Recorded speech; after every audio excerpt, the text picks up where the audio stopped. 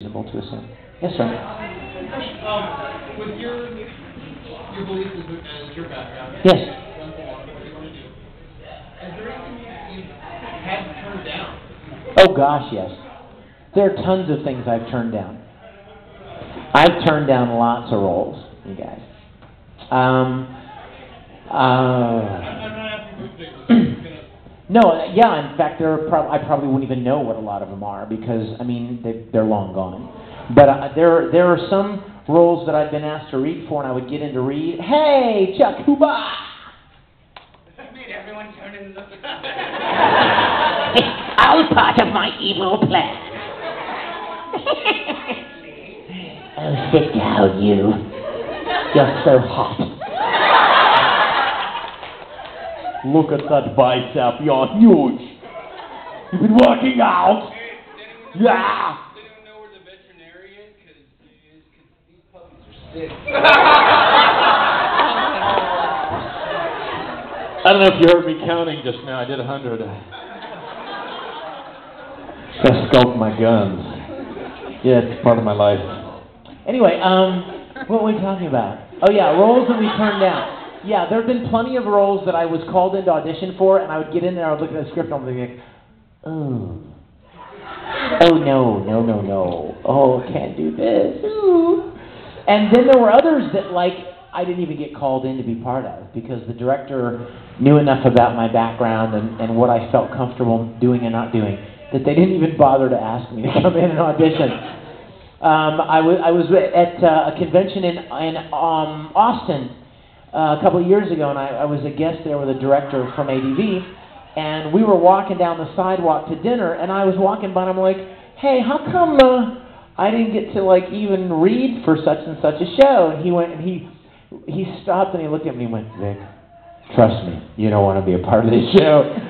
And so, it got to the point with ADV especially, where the directors looked out, they looked out for me. They knew, as an actor, I want to work. I need work, but then as somebody with faith in God, if I truly believe that God is God, then I must believe that if I make the right choices to honor Him, then He's going to provide other opportunities for me as a way of saying, hey, you know what, good job for not taking that smutty thing. Here's something really good you don't have to compromise on, And that's always been the case. I found it often. I don't have a real problem playing torn characters or broken characters, or characters that question their faith, or characters that are evil. As long as I don't feel like the show glorifies that kind of thing. You know what I'm saying?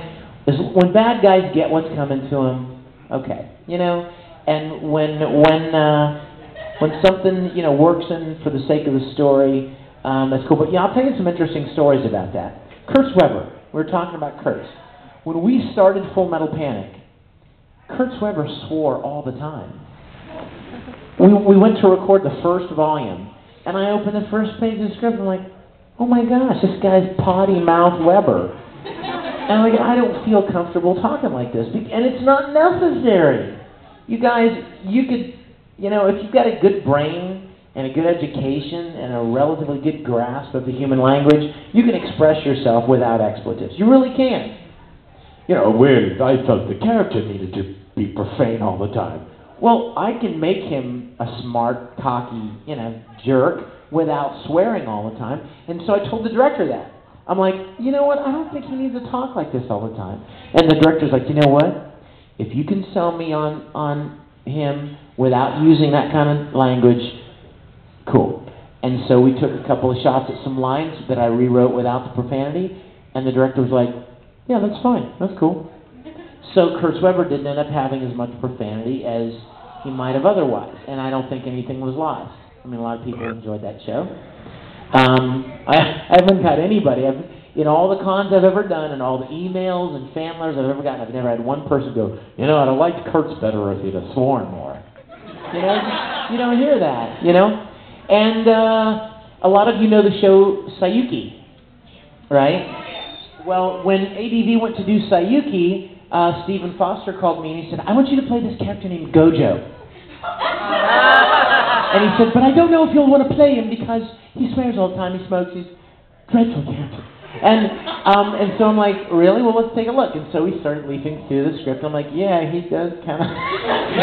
So I don't really want to play him. And he goes, okay, play this guy, Kugaji.